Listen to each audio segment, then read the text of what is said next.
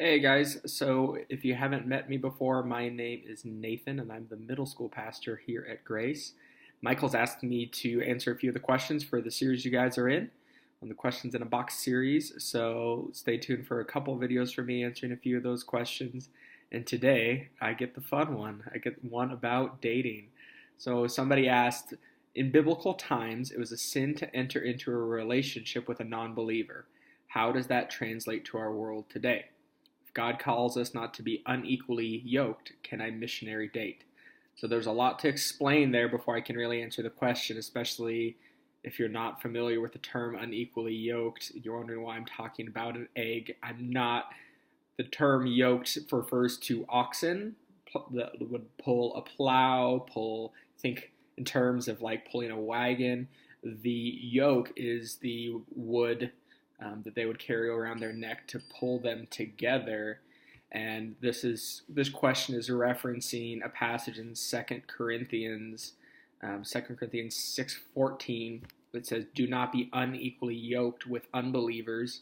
For what partnership can righteousness have with wickedness, or what fellowship does light have with darkness?" So, long story short, there's a lot to this question. In asking, is it a sin to be unequally yoked, to enter into a relationship with somebody who is not a follower of Christ? How does that affect dating? Specifically, the tag at the end there, how can I missionary date? If you're not familiar with that term, I could explain it, but I'll just roll my eyes. Missionary terms basically choosing to date somebody who is not a follower of Christ in the hopes of winning them over to Christ. So there's a lot to this question. It would be easy for me to just simply say off limits, period, done. But that wouldn't be being honest with you. And the reason for that is our modern context for dating relationships is so far removed from the context that this was originally written to the early church in Corinth.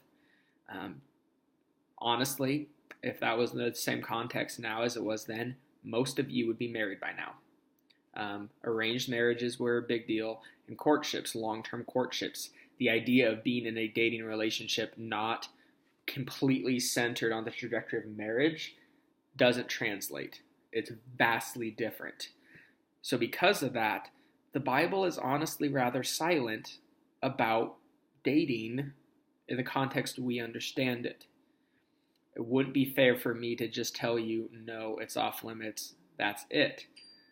It also wouldn't be a fair justice to this passage, because usually this passage is talking about, people take it to talk about dating. It's actually talking about more than that. It's talking about entering into partnership in general with people who are unbelievers, because we have a vastly different perspective with them that has implications for a lot of other things outside the boundaries of marriage.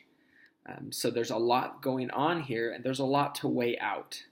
And while on one hand, like I said, the Bible doesn't have a lot to say specifically about dating in the context we understand it, it has a lot to say about wisdom.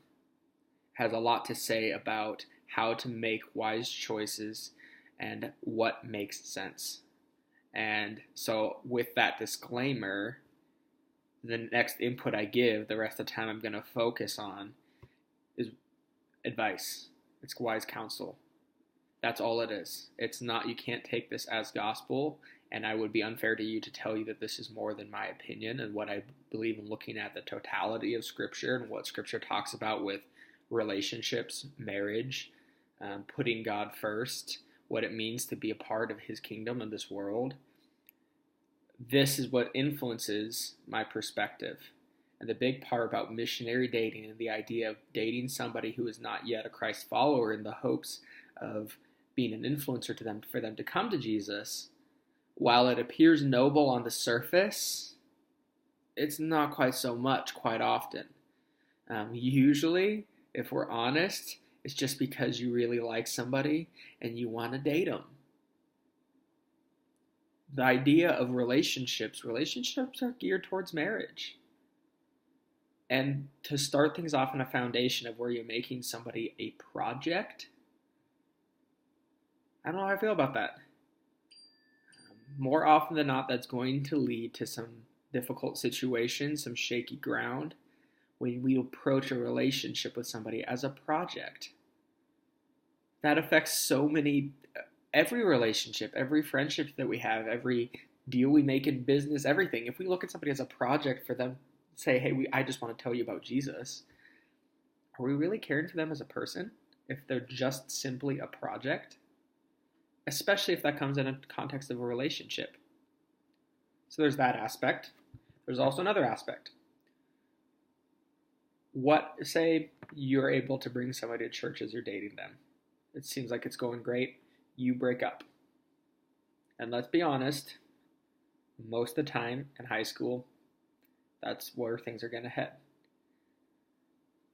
If they have made their relationship with God dependent on you, what's going to happen when you break up? And this is something that I've seen countless times, not only as I've done ministry with students for 10 years, but I grew up at Grace Church in the youth group. There's a lot of names and faces and memories that come to mind of people that dated for a year, 2 years in high school. We thought they're the ideal couple. They're the godly couple. They've been dating for 2 years. They dated this person before they're Christian. They brought them to Christ. It's great. They're dating. Things are going well. They break up, and that person's gone overnight because their foundation and walk with Jesus wasn't dependent on Jesus as much as that relationship. And it gets tricky, guys. It really does.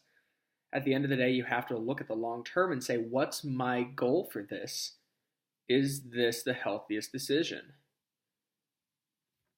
Next piece. To be honest, being in a relationship with people is hard. There's a lot of responsibility there in how you conduct yourself in a way that's godly, that's pure, beyond just physical aspects, but emotionally, relationally, that it's appropriate. It's hard.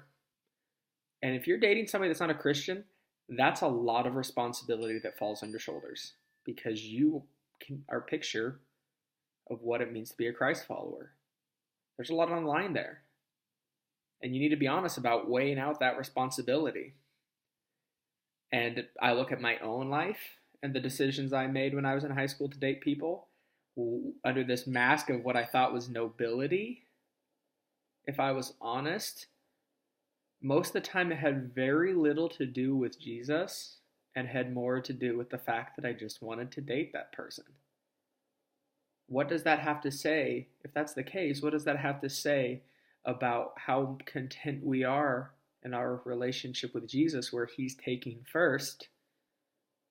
Because when he takes first place, sometimes we might have to live differently and make some different decisions compared with the people around us.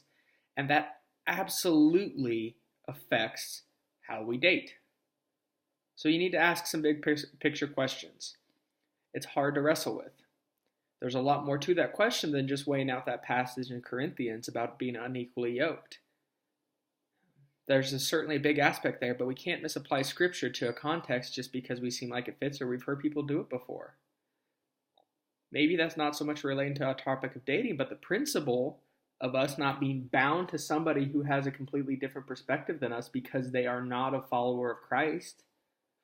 That principle we need to weigh out when it comes to dating, because that does have something to say. So I hope I didn't come across as too dogmatic about this. And like I said, a lot of this is a leap in my opinion. But I think it's worth weighing out, and it's worth weighing out the big questions. Long-term missionary dating, I can't confidently say it works. I've seen so many people wind up in very difficult and painful situations when they went into things with what they said was best intentions, but maybe proved not to be after the fact. So if you disagree with me, if you say, Nathan, you're wrong, I know somebody that's different, I'd love to talk to you. I really would. I'm not dogmatic about this. I'm not going to take a diehard stance about it. This is just me trying to offer wisdom and counsel. So talk with Michael, talk with any of your leaders, talk with me, reach out to me. I'm always kicking around on a Sunday. Your leaders are there for you every week. So wrestle it out with them, get advice. Every situation's different, weigh it out with that person. So thanks. I'll be seeing you guys again soon as I record another video in the series you guys are on. I'm excited for you guys and the conversations you're going to have. Wrestling with questions is always one of my favorite things. So that's it. See you guys.